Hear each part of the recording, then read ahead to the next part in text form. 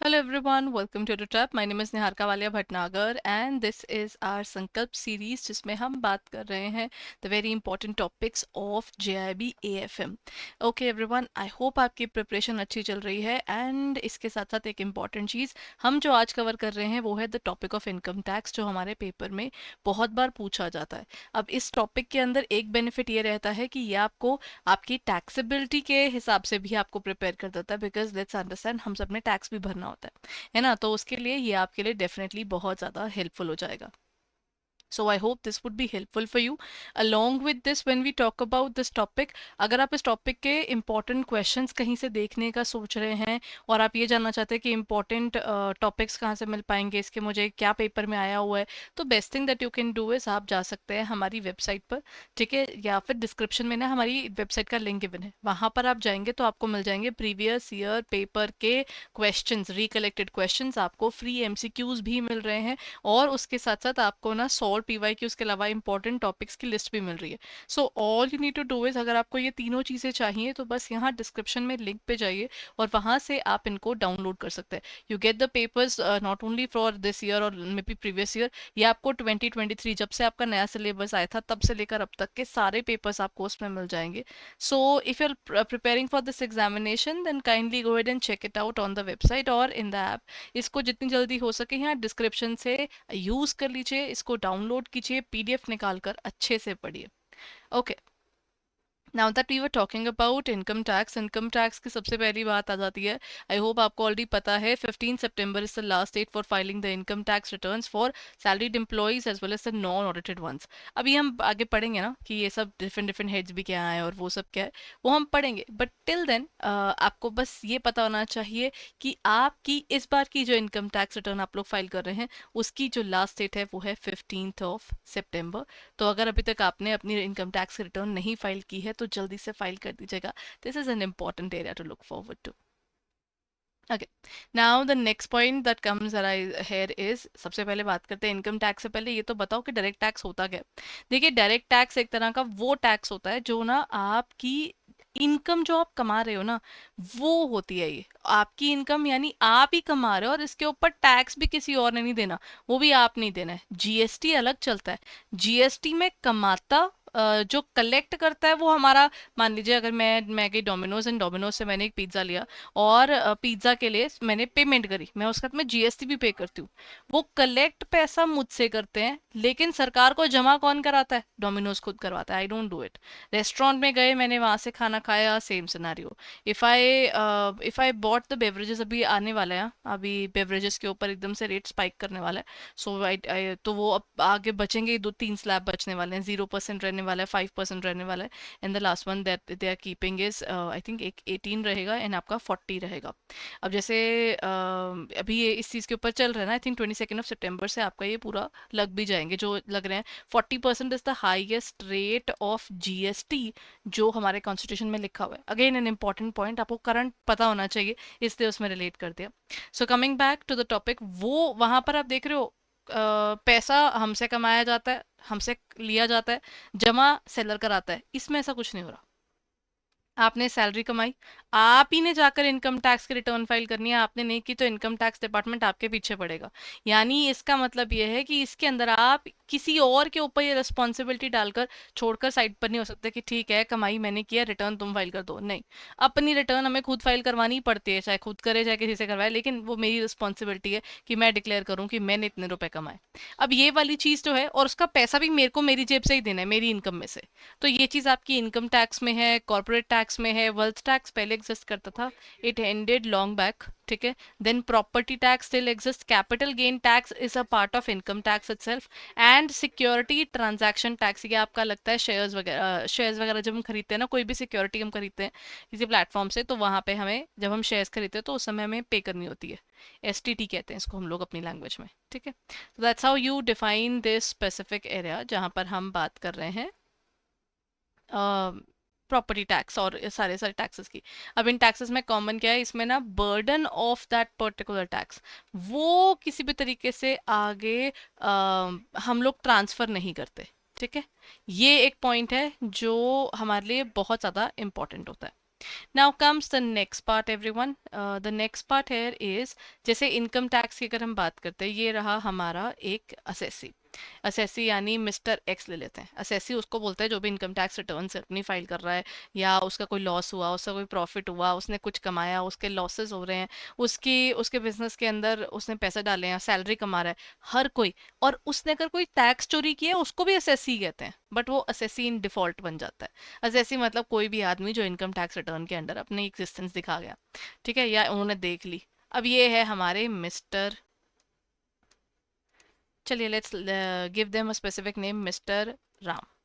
Mister Ram अपनी return file करना चाहते हैं। एक्चुअली रिटर्न फाइल तो बात की बात है, उन्होंने किया कमाई। उन्होंने क्या किया, ये अपने एसएससी मिस्टर राम है, इन्होंने ना पैसे कमाए। जब इन्होंने पैसे कमाए, इनके पास आए इनकम। जैसे इनके पास इनकम आई, इनकम टैक्स डिपार्टमेंट की आंखें खुल गई। वो कहते अच्छा, तो उन्होंने मिस्टर एसएससी को पूछा कि सर रिटर्न फाइल करने का टाइम आ गया। ये कहते ठीक है। तो वो कहते कितना टैक्स बना। इनकम टैक्स डिपार्टमेंट कहता मैं कैलकुलेट करके देता हूँ। उन्होंने अपने स्लैब रेट लगाए, सब कुछ किया, और उसके बाद इन्होंने वो टैक्स पे कर दिया। आप देख रहे हो, इसी एक मिस्टर राम ने ही पैसे कमाए और मिस्टर राम ने इनकम टैक्स की पेमेंट करी। अब इसमें कोई तीसरा चौथा यहाँ से कलेक्ट करके वहां देंगे, ऐसी कोई बात ही नहीं हो रही। ये चीज होती ही नहीं है इसके अंदर, which is one of the most important elements of direct taxes. Income tax इस रीजन से कहा जाता है कि वो ना हमारे पास में क्या कह लेते हैं कि वो इनकम टैक्स ना डायरेक्ट टैक्स इसी कारण है। तो ये एक इम्पॉर्टेंट एरिया आ जाता है, right. So this is one particular thing. So अब हम चलते हैं अगले पॉइंट पर। हमारे पास अगला पॉइंट क्या आ जाता है। Now comes this point of basics of income tax अपने पास क्या है। The first point is ability to pay the principal. So the coolest part about income tax is what do you know? Income tax सबसे important ये है कि ये progressive tax है, जितना कमाओगे उतना ज़्यादा टैक्स दोगे। अब जो लोग जैसे अंबानीज हैं, हमारे पास में अडानीज हैं, और कितने सेलिब्रिटीज हैं, दे पे very good amount of income tax. वो सरकार को पैसे देते हैं, सरकार इस पैसे का इस्तेमाल करके नॉर्मल पब्लिक के ऊपर लगाती है। गवर्नमेंट ऑर्गेनाइजेशंस जो एग्जिस्ट करती हैं, ये उनमें पैसा लगाती नहीं, तो काम कैसे चलने हैं। सरकार के पास पैसा आएगा तभी तो वो आगे चलेगी, और जितना सेंटर के पास पैसा बनता जाएगा तो हमारे कंट्री के इंफ्रास्ट्रक्चर पर वो पैसा लगा पाएगी। अब बारी आती है उनको मेरे बारे में कैसे पता, उनको आपके बारे में कैसे पता, वो कैसे जानते हैं कि there is some person mister Ram, there is some person mister Shyam, they don't even know me even. I am sorry, वो नहीं जानते मैं कौन हूँ, मुझे जानेंगे कैसे। अब अगर मैंने बोला कि आई एम निहारिका वाले Bhatnagar, so now this point of time the problem that arises is कि हो सकता है सेम नेम की बहुत और भी विमेन हो सकता है ना। अब जैसे I, if I look at my PAN number, PAN number क्यों आया, इसी कारण आया। एक क्लास में कई कई बार क्या होता था कि कोई एक स्पेसिफिक आप नाम ले लीजिए, ठीक है, वो कोई नाम इतने कॉमन है, जैसे देयर सर्टन नेम्स जो नदर इंडिया में बहुत कॉमन है, जैसे राहुल एक बहुत कॉमन नेम है। आपको ऐसे बहुत से, ऐसे नेहा एक बहुत कॉमन नेम है। आपको ना ऐसे बहुत से लोग मिल जाएंगे, इवन सरनेम भी सेम होंगे। तो आपको कैसे पता कि उसने रिटर्न फाइल करनी है, किसके कितने पैसे बने, कैसे मालूम चलेगा। क्लास में क्या होता था, जब बहुत सारे नेहा या बहुत सारे राहुल हो जाते थे, तो वो क्या बोलते थे, बेटा एक काम करो, रोल नंबर से बताओ अपना, कि रोल नंबर 1 वाला राहुल कि रोल नंबर 10 वाला राहुल। अब यही सेम चीज कहाँ गई, इनकम टैक्स डिपार्टमेंट ने भी बोल दिया। कहते हैं मेरे को ना आपके नामों से कोई लेना देना नहीं है, I will not identify you by your names. They are but in a very different way, let me talk about that as well. They have a permanent account number, वो कहते हैं पैन नंबर है। कहते pan क्या है, कहते 10 digit का एक नंबर है। वो 10 डिजिट नंबर ऐसे ऐसे बनता है कि ABCDE। कोई भी यहाँ पर आपके 5 नंबर्स होंगे, उसके बाद में 1 2 3 4, ये आपका न्यूमेरिकल है, और एंड में आकर फिर उन्होंने डाल देना है एक, यहाँ पर क्या आ रहा है, this is your again alphabet, an alphabet. अब यहाँ पर एक बड़ी इंपॉर्टेंट चीज बताऊं, ये अपने पैन पे चेक जरूर करना, पैन का जो आपका पैन नंबर है, उसमें ना यहाँ पर जब आप इंडिविजुअल्स हो ना, यहाँ पर आपका सरनेम का फर्स्ट लेटर आ जाता है। अगर आपका सरनेम जैसे let's talk about Mukesh Ambani है ना, अब यहाँ पर इनकी अगर बात करते हैं तो इनके यहाँ पर जिनका सरनेम है वो ए है, तो उनका यहाँ पर जो नंबर आएगा वो ए होगा। ठीक है, ये पोजीशन जो है वो आपके सरनेम का जो फर्स्ट अल्फाबेट है ये उसकी है। अब इससे क्या हुआ, एक तरह से हमारा नाम का एक हिस्सा भी हमारे पैन नंबर के उसकी कोडिंग में चल रहा है। अब ये क्या होता है, पैन नंबर से अब उनको पता है कि ये निहारिका, ये मुकेश अंबानी है, ये मिस्टर नरेंद्र मोदी है, ये निर्मला सीतारमण जी है, बहुत सारे लोग इसमें इन्वॉल्व हैं। All these people have their own individual roll numbers and they are identified through it. अब यहाँ पर अब जरूरी हो चुका है कि इसको आधार कार्ड, आधार नंबर से भी लिंक करना है। अब इस पे पेनल्टी अगर आपका नहीं हुआ होता तो ठीक है। तो जो पुराने बने हुए थे उनके लिए तो बोल दिया गया था कि अगर आपने टाइमली नहीं कराई तो इसके ऊपर आपका वो लग जाएगा, फाइन लग जाएगा। एंड आई थिंक इनिशियली उन्होंने 1000 रुपीज से शुरू किया था, अब तो खैर इन्होंने और भी बढ़ा दिया। Then comes unaffected by the change of name, address और अक्रॉस स्टेट्स। ये चेंज नहीं होता, आपका पैन नंबर नहीं बदलेगा, आप अपना एड्रेस बदल लो कोई दिक्कत नहीं, आपने अपने नाम में कोई चेंजेस करने हैं उसमें भी कोई दिक्कत नहीं। ये इस चीज में इनका कुछ भी प्रॉब्लम नहीं है। This is one particular thing, I think they are good to go, right. So ये आ गया आपका एक और इम्पॉर्टेंट एलिमेंट। अब बारी आती है इसको और डिटेल में जानने की। अब बारी आती है एक ना टीडीएस होता है, ये आप सबका करता है आई थिंक बैंक्स में। आप लोगों ने बहुत बार देखा होगा कि बैंक में एक स्पेसिफिक पर्सन का काम टीडीएस की सीट देखना है। अब वो उस पर होता क्या है, अब हुआ क्या, मैं हूँ निहारिका, मेरे को ना मेरे बैंक ने मेरी एफडी मेरी कराई हुई है मैंने, मेरी एफडी मान लीजिए वो है 3 लाख रुपए की। Taking a random number, 3 lakh रुपए की मेरी एफडी है। नहीं, लेट्स मेक इट मोर, मुझे टैक्स डिडक्शंस के अंदर ना I will be going correct there, let's make it at around, मेरी जो एफडी है it is basically of 1 CR। ठीक है, ये बन गया मेरा 1 CR। मैंने 1 CR के ऊपर एक एफडी कराई, उसका 7% के आसपास अगर मेरे को एफडी पे इंटरेस्ट रेट मिल रहा है, तो मेरा इंटरेस्ट ऑन एफडी कितना बन गया, मेरा इंटरेस्ट ऑन एफडी बन गया, that comes out to be 7 lakhs, है ना। इंटरेस्ट ऑन एफडी अगर आपका 40,000 से ऊपर हो जाता है तो उसके ऊपर टैक्स कटता है। ठीक है, अब होता कितना है, ये 7 लाख रुपीज बैंक नॉर्मली क्या करते हैं, ये 7 लाख रुपीज मेरे अकाउंट में डाल देते हैं। नहीं, ऐसा नहीं करते बैंक। बैंक क्या करते हैं, अब इसमें से 7 लाख का मैंने इंटरेस्ट कमाया है, वो ना इनकम टैक्स डिपार्टमेंट को फोन करते हैं, हेलो निहारिका मैम के अकाउंट में ना पता है 7 लाख का इंटरेस्ट आ रहा है, अब 40,000 से ऊपर चला गया तो अब क्या करें। तो कहते हैं आप ना, सेक्शन है 194A के अंडर, अब ना काटो इस पे इनकम टैक्स। और तो वो बोलेंगे कि हम इनकम टैक्स कैसे काटें। तो बैंक को मिला एक टैन नंबर, यानी आपके पास हम लोग ना इनके एक स्पेसिफिक टीडीएस का अकाउंट नंबर होता है, इनका स्पेसिफिक टैक्स डिडक्शन का इनके पास में एक ऑप्शन होता है, जैसे हमारे पास पैन है, बैंक के पास में टैन है। ठीक है, तो टैन के बेसिस पर उनका ये सिर्फ टीडीएस काटने के लिए इस स्पेसिफिक टर्म का यूज करते हैं वो लोग। ठीक है, अब हुआ क्या, बैंक का अपना जब वो टैन की बात करता है, टैन के हिसाब से उसने जमा कराया कि मैं ये कर रहा हूँ, इसको हम लोग बहुत जगह पर ना टैन की फुल फॉर्म बोल देते हैं, tax deduction and collection account number. ठीक है, ये भी आपका 10 डिजिट का ही होता है। ठीक है, अब बात करते हैं, अब ये बैंक ने क्या किया, मान लीजिए मैं मेरा मेरी एफडी चल रही है बैंक ऑफ बड़ौदा में। अब हुआ क्या, उन्होंने ये स्पेसिफिक अपने टैन नंबर के हिसाब से बोला कि ये निहारिका मैम है, इनका पैन नंबर ये है, क्योंकि again it is not my name, it is actually my PAN number through which income tax department knows me. तो उन्होंने बोला कि निहारिका मैम के पैन नंबर पे ना हमने जमा करा दिए हैं जी, देखो 7 लाख रुपए का इंटरेस्ट आ रहा है इनका, तो फिर अब किसे करना है। तो बैंक ऑफ बड़ौदा को इनकम टैक्स डिपार्टमेंट कहता है, आप इसका 10% जो है, यानी 70,000 रुपीज इनको नहीं दे रहे हैं आपने, आप ना ये 70,000 रुपीज जमा कराओ हमारे पास। तो बैंक पूछेगा कि सर मैं ये कैसे कर दूं, अकाउंट का तो ये निहारिका मैम का, ये आपको कैसे दे दूं। इनकम टैक्स डिपार्टमेंट बोलेगा आप इसको इनकम टैक्स के नाम के से ही भेजो, आप निहारिका मैम का यहाँ पर पैन स्पेसिफाई करो और बोलो ये इनकम टैक्स डिपार्टमेंट को मैं आपका टैक्स जमा करा कर दे रहा हूँ। अब आपको नहीं कराना, मैंने करा दिया इनकम टैक्स डिपार्टमेंट को जमा, मुझे इनकम टैक्स डिपार्टमेंट ने बोला था कि ये रुपए आपको नहीं देने, ये वाले रुपए आपके इनकम टैक्स डिपार्टमेंट के पास हैं। तो अब मुझे पता चला कि मेरे इंटरेस्ट कितना आया, मैं सोच रही हूँ 7 लाख मिल रहे हैं, नहीं, मेरे को बैंक में आए 6,30,000 रुपीज। बना तो मेरे पास में 7 लाख था, लेकिन 70,000 जमा हो गया और 6,30,000 मेरे बैंक अकाउंट में एक्चुअली आ गया। अब इनकम टैक्स डिपार्टमेंट को मैंने अपनी रिटर्न जब फाइल करूंगी, अगर मेरी इनकम ज़्यादा नहीं बन रही होगी, मेरे को रिफंड चाहिए होगा, मेरा रिफंड बनता था, एक्चुअली चाहिए नहीं होगा, बनता था। ये थोड़ा सा वो लगता है, वो जो टैक्स प्लानिंग में लोग थोड़ा सा नेगेटिव काम करने लग जाते हैं। तो मेरा टैक्स ही नहीं बनता था, मेरे पास अभी आई सिर्फ ये एफडी से इनकम थी। तो मैंने इनकम टैक्स डिपार्टमेंट को बोला, देखो मेरी तो इतनी कमाई ही नहीं है, आपने 70,000 रुपये का टैक्स काट दिया है, मैं अपनी इनकम टैक्स की रिटर्न फाइल कर रही हूँ। मैंने अपनी इनकम टैक्स की रिटर्न फाइल करी। वो कहते हैं नहीं मैम आप तो सही कह रहे हो, और कोई इनकम है ही नहीं आपकी।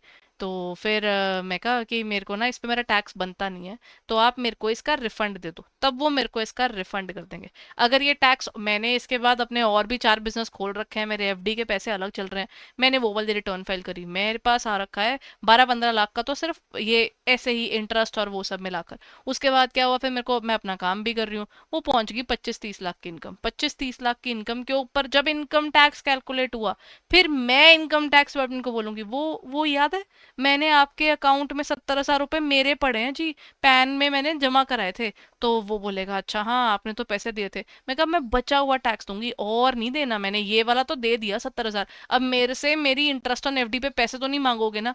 इनकम टैक्स डिपार्टमेंट बोलेगा हमने तो पहले ही ले लिए थे, तो हम चिक चिक नहीं करते।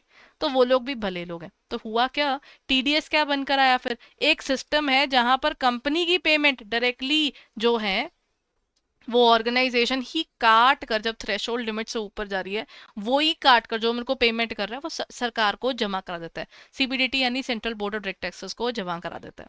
अब ये सैलरी पर भी होता है, आपको और मेरे को सैलरी कट के मिलती है, कभी पूरे पैसे मिलते हैं, क्योंकि हमारा टैक्स कट जाता है और इनकम टैक्स डिपार्टमेंट को जमा भी हो जाता है।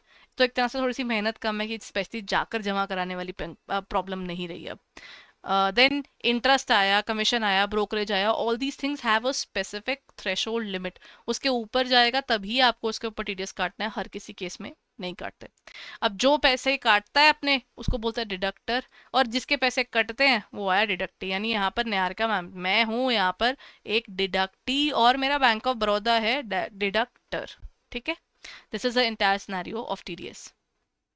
इसकी कंप्लाइंस बहुत सारी डिफरेंट डिफरेंट है, सिर्फ एक है 194 IA, ये अपनी बुक में लिखा हुआ है तो याद रखना है। 194 IA के अंदर बिना टैन के भी चल जाता है, बाकी सब में आपको टैन चाहिए होता है। ठीक है, टैन इसमें क्यों नहीं चाहिए होता, रीजन नहीं लिखा हुआ, लेकिन फिर भी बता रही हूँ कि ना, जब भी कोई पर्टिकुलर पर्सन, मान लीजिए मैं हूँ निहारिका, मैंने ना मिस्टर अरुण के पास गई, मैंने मिस्टर अरुण को बोला कि सर मेरे को ना आपकी प्रॉपर्टी खरीदनी है। वो कहता मैम मेरी प्रॉपर्टी तो 1 करोड़ की है। मैं कहा सर ये लो आप 1 करोड़ रुपए। ठीक है, अब ये ट्रांजैक्शंस पहले ना पता नहीं चलती थी कि हो रही हैं। इनकम टैक्स डिपार्टमेंट कहता मेरे को ये भी टैप करनी है। उन्होंने एक नया सेक्शन निकाला, ये ज़्यादा पुराना सेक्शन नहीं है, 194 IA। इसके अकॉर्डिंग मैं इसका ना एक स्पेसिफिक परसेंटेज, मतलब 1% जो होता है इसका, वो मैं ना इनकम टैक्स डिपार्टमेंट को जमा करा दूंगी। अमाउंट तो कुछ भी नहीं बनती, बिल्कुल ही चुन्नू मुन्नू सी अमाउंट है, 1 करोड़ के अंदर से 1% जाके जमा करा देना। लेकिन इसका आइडियोलॉजी क्या निकल कर आई, मिस्टर अरुण ने लैंड बेचा, मिस्टर अरुण ने 1 करोड़ रुपए कमाए। मैंने बता दिया कि सर आपने मेरे को बोला था कि 50 लाख से ऊपर की जब भी पेमेंट मैं करूं, जब कोई किसी प्रॉपर्टी की, तो मैं आपको बता दूं, मैं उसका पैसा काट के इनको दूं। ठीक है, तो 1 करोड़ पॉइंट दूंगी, 1% डिडक्ट करके, बाकी मैं सर उनको दे दूंगी। अब this is what they do in this particular transaction. इस तरीके से क्या होता है, ये ट्रांजैक्शन इनकम टैक्स डिपार्टमेंट की नज़र में रहती है कि अच्छा मिस्टर अरुण ने निहारिका मैम से क्या खरीदा था, ये उन्होंने खरीदा था, बेचा था लैंड। ठीक है, अब उन्होंने एक प्रॉपर्टी बेची थी, basically let's not talk about land, मैंने एक प्रॉपर्टी बेची थी, उन्होंने प्रॉपर्टी मेरे को बेच दी थी। अब अगर वहां पर ये चीज हो गई है, सो इस केस में क्या हो जाएगा कि यहाँ पर कोई भी अगर आप पेमेंट करते हो 50 लाख से ऊपर की सेल की उस टाइम पे, तो आपको ये काटना होता है। तो ये चीज उन्होंने डिफाइन कर दी है। अब यहाँ पर क्या हो जाएगा, ये ट्रांजैक्शन ना अब नोटिस में रहेगी इनकम टैक्स डिपार्टमेंट की, जस्ट बिकॉज ऑफ दैट 1%, कुछ नहीं हो रहा, उससे उनको इनकम टैक्स डिपार्टमेंट की आंखों में चमक जाएगी ट्रांजैक्शन। एक तो मैं भी इसमें चमकूंगी, क्योंकि 1 करोड़ रुपए कहाँ से आए, रिटर्न तो पिछली बार 10 लाख की भरी थी। फिर मैं बोलूंगी ओहो सर मेरी बात सुनो, ये ना मेरे फादर ने मेरे को लेगेसी में पैसा जो इनहेरिट किया था ना, मैंने उससे उनको पेमेंट करके मैंने ये जगह खरीदी। फिर मिस्टर अरुण से पूछा जाएगा कि अच्छा 1 करोड़ रुपए आए थे, उसका क्या सीन है, कहाँ गए वो 1 करोड़ रुपए। फिर मिस्टर अरुण बताएंगे सर मैंने तो एक घर बेचा, मैंने दूसरे में पैसा लगा दिया, आप क्यों मेरे से कह रहे हो। दोनों क्वेश्चन में आ गए ना, सिर्फ किस चीज से, एक छोटा सा 1% की अमाउंट कटवाने के चक्कर में। तो this is what income tax department did in terms of building up a very good, I would say, transparency of the transactions. तो टीडीएस ऐसे निकल कर आया, टैन हर जगह चाहिए आपको। इनकम टैक्स डिपार्टमेंट को पैसा जमा करा रहे हो, आप किसी का पैसा काट के इनकम टैक्स को दे रहे हो, कैसे पता चलेगा? कहते ये लो मेरे पास टैन नंबर है, मेरे पास अथॉरिटी है, मैं ये कर सकता हूँ। और मेरा अगर निहारिका का पैन नंबर नहीं दिया ना, तो रेट का डबल हो जाता है, 20% हो जाएगा कि आपको डिडक्ट करना होता है तो। ठीक है। अब बात आता है रिस्पॉन्सिबिलिटी ऑफ द टीडीएस। आप ये डिडक्टर की प्रॉब्लम है, अगर उसने टाइमली वो जमा नहीं कराए, अब उसके ऊपर ना आगे चलकर बहुत सी लीगल कंप्लाइंसेस आ सकते हैं, इनफैक्ट जेल भी हो सकती है अगर जमा पैसे काट के टीडीएस के जमा नहीं कराते तो। ठीक है। अब डिडक्टी जो होता है वो बाद में अपना रिफंड के लिए अप्लाई कर सकता है अगर टैक्स नहीं बनता, और अगर बनता होएगा तो वो पे करेगा और खुश होगा कि चलो कुछ तो मैंने पहले ही पे कर रखा था। देन टी एक होता है TCS. TCS is another very interesting area, tax collected at source. अब यहाँ पर फर्क ये है, ये ना जो टीडीएस है वो तो अलग अलग इनकम पे लगता है ना, सैलरी के ऊपर, डिविडेंड के ऊपर, इनकम कमाते हुए। यहाँ ये ना सेलिंग के ऊपर है।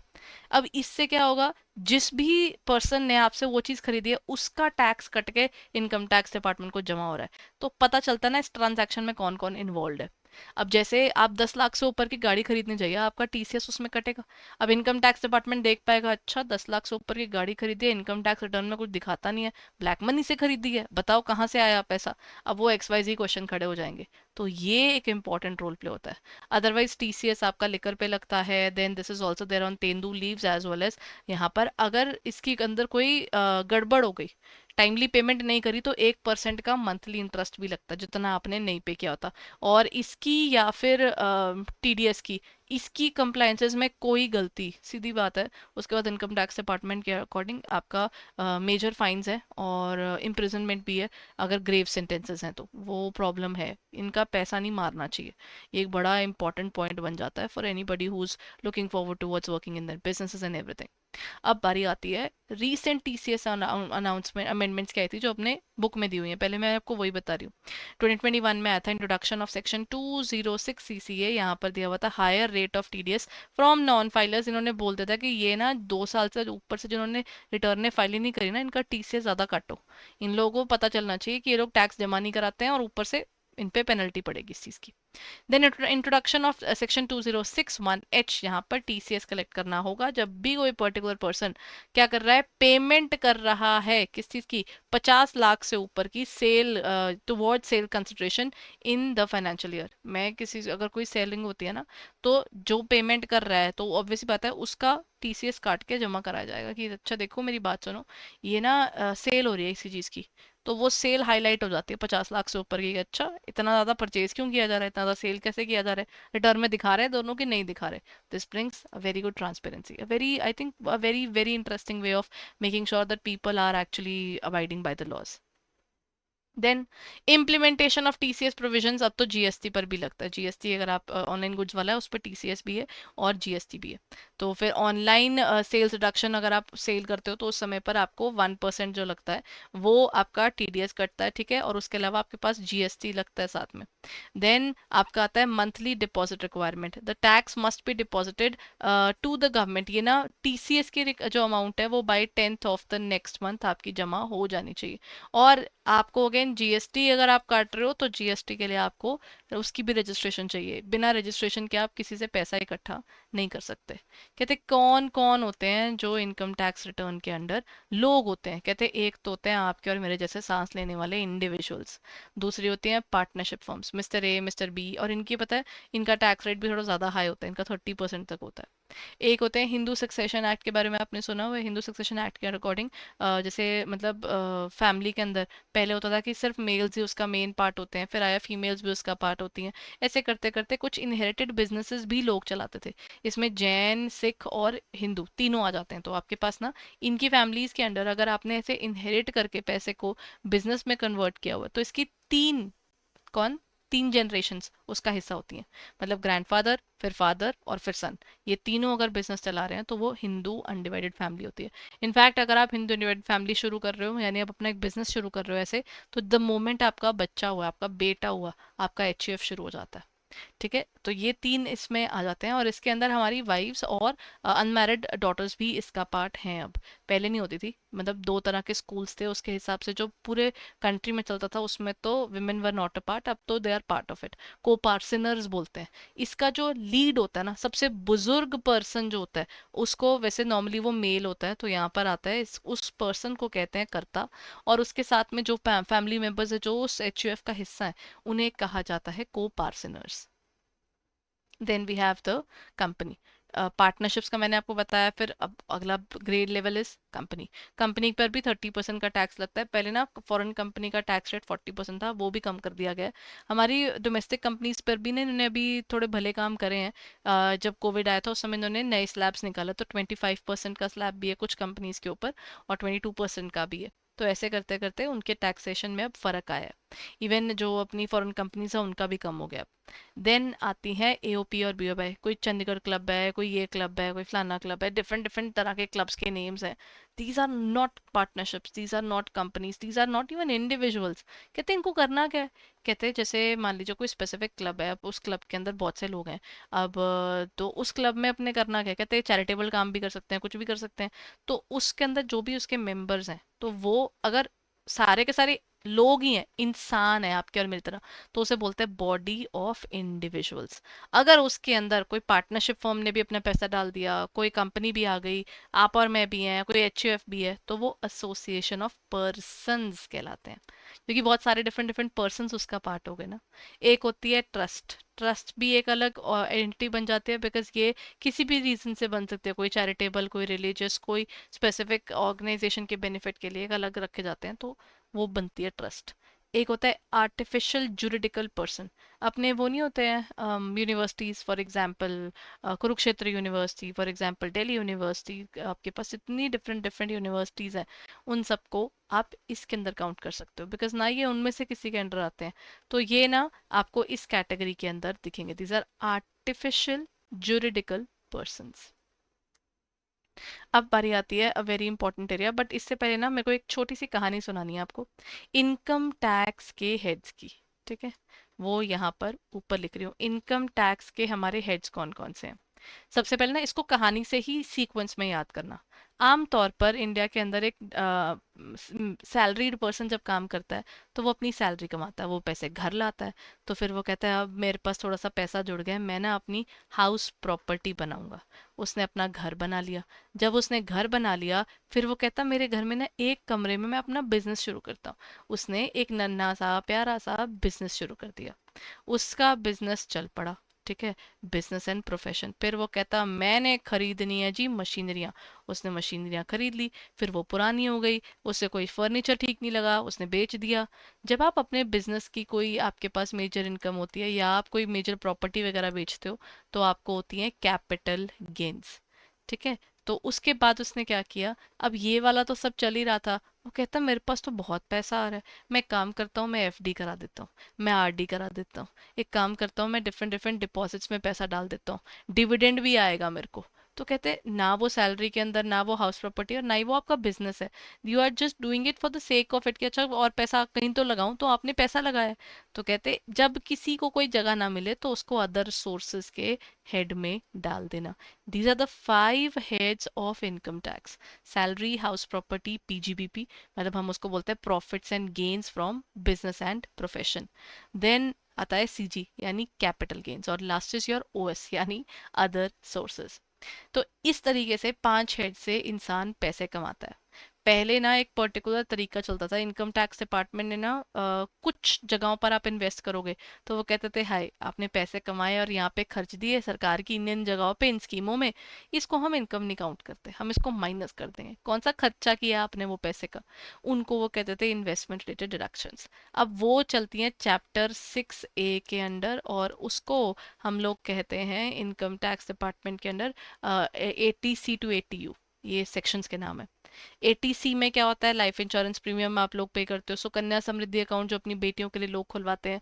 देन आप एफडी करा लेते हो 5 साल से ऊपर की। पब्लिक प्रोविडेंट फंड में आप पैसा डाल देते हो। नेशनल सेविंग सर्टिफिकेट्स में लोग पैसा डालते हैं। ईएलएसएस में पैसा डाल देते हैं। बच्चों की स्कूलों के लिए जो आप फीस पे कर रहे हो, यूनिवर्सिटीज के लिए कर रहे हो, तो वो आपका यहाँ पर कवर होगा। ये टोटल अमाउंट जो इसमें आपकी इन्वेस्ट आप मैक्सिमम कर सकते हो, जिसकी रिडक्शन मिल जाएगी वो है 1,50,000 की।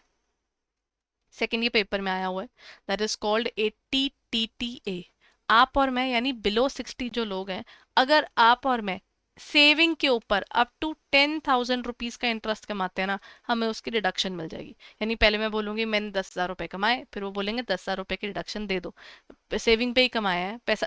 एक बात बताइए, बड़ी नॉर्मल सी बात है, आपने और मैंने सेविंग पे इंटरेस्ट कमाया, वो पैसे पे ऑलरेडी टैक्स लगा हुआ था ना, लगा ही हुआ था, तभी तो हमारे पास वो सेविंग में गया पैसा। अब वो सेविंग में गया, उस पर वो इंटरेस्ट आया, तो वो कहते हैं कि कुछ तो माफी मिले ना इंसान को, तो उन्होंने 10,000 तक का इंटरेस्ट के ऊपर आपको डिडक्शन मिल जाती है। टीटीए अपना, ठीक है, ए फॉर अपना, आप और मैं, और उसके बाद बी फॉर बुजुर्ग। टीटीबी बुजुर्गों के लिए, everybody who is above the age of 60, अगर वो पैसा कमाते हैं, चाहे एफडी से कमाए, चाहे आरडी से कमाए, चाहे सेविंग से कमाए, इनकम टैक्स डिपार्टमेंट कहता है देखो इनके ना 50,000 रुपए पर तो देखना भी मत। कितने? इनके 50,000 रुपीज जो है उस तक इनका जो इंटरेस्ट है वो कर दो माफ। ठीक है। देन हेल्थ रेटेड आया, ये आपका डी फॉर डॉक्टर। डॉक्टर के केस में क्या करना है, हेल्थ रेटेड के अंदर अगर आप हेल्थ इंश्योरेंस प्रीमियम्स लेते हो तो कहते हैं आपके और मेरे लिए इट इज़ 25,000। बुजुर्ग हो गए ना हमारे घरों के, उन पे तो खर्चा ज़्यादा होता है ना, क्या कर सकते हैं। अब उनकी अगर जो पूरी हेल्थ इंश्योरेंसेस वगैरह महंगी आती हैं, तो कहते हैं उनके केस में 50,000 तक की इंश्योरेंस। और अगर आप अपने परिवार, अपने आपके जैसे एक फैमिली में कौन आया, हस्बैंड वाइफ आपकी, यानी स्पाउस हो गया आपका, और साथ में आपके बच्चे हो गए, ठीक है। तो यहाँ पर अगर आपके बच्चे उसमें काउंट हो जाते हैं, तो ये सेल्फ या फैमिली हुई, और इसके साथ में आप अपने पेरेंट्स को भी, उनकी भी हेल्थ रिलेटेड में अपनी उसमें ऐड कर देते हो, तो अप टू 1 लाख आपका यहाँ पर इंश्योरेंस का कवर हो सकता है। और इसको रिडक्शन के तौर पर देंगे किसके अंडर, 80D के अंदर। इसमें ना प्रिवेंशन के लिए, अगर आप प्रिवेंटिव मेजर्स के लिए भी आपने पैसे, अगर प्रिवेंटिव इंश्योरेंसेस भी दिए हुए हैं, तो 5,000 रुपीज उसका भी अलाउड है। फिर आता है, अब लोग अपने बच्चों के लिए लोन लेते हैं, एजुकेशन लोन। इसको E for education, E for ATE। इसमें क्या होता है, अगर कोई पर्टिकुलर पर्सन अपने बच्चों के लिए लोन ले लेता है इंश्योर वो एजुकेशन के लिए, तो उस समय क्या होगा, जितना भी उसका क्या आएगा, इंटरेस्ट आएगा, उस इंटरेस्ट को अप टू द 8 years आप रिडक्शन के तौर पर ले सकते हो। जितना मर्जी आपने इंटरेस्ट पे किया हो सारा बता दो, उसके ऊपर आपको रिडक्शन मिल जाती है।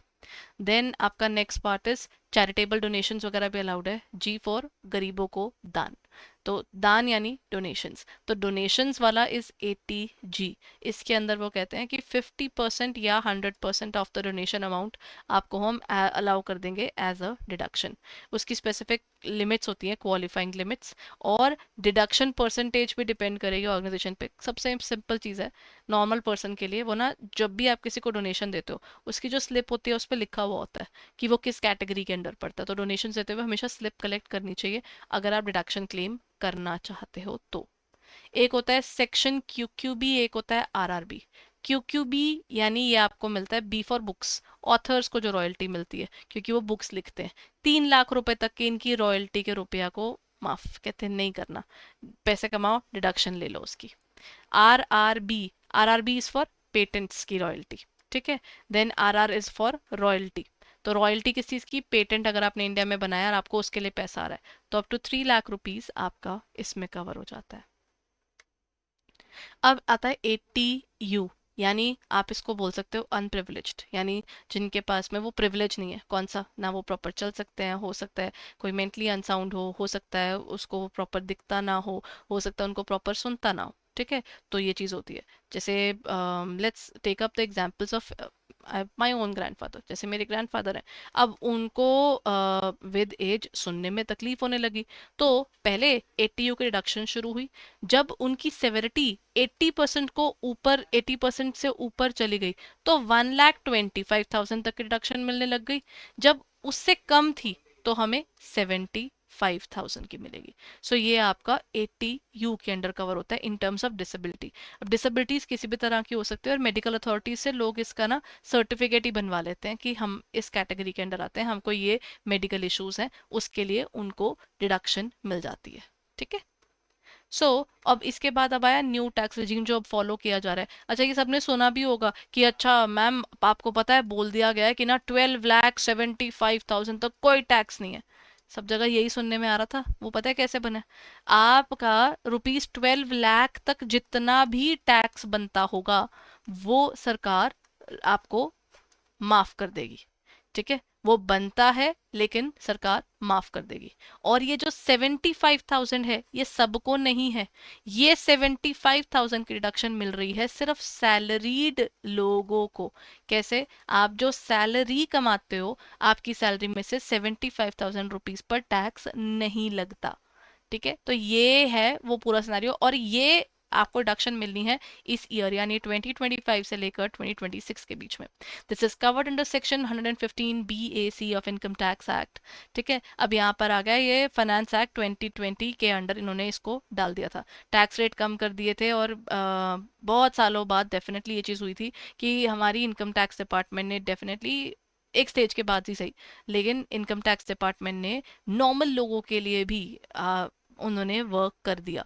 ठीक है, तो ये एक चीज़ हुई थी क्योंकि इससे पहले की mostly amendments were beneficial for the businessman and other sectors, but ये भी उन्होंने इंट्रोड्यूस किया। जैसे यहाँ पर 2019 के इनके ऑर्डिनेंस के अकॉर्डिंग BAA लेके आए थे। डोमेस्टिक कंपनीज का इन्होंने भला किया था, कहते टैक्स इनका 22% कर दो। भैया 30% बहुत ज़्यादा है तो ये कम कर देते हैं। That is what they did at that point of time.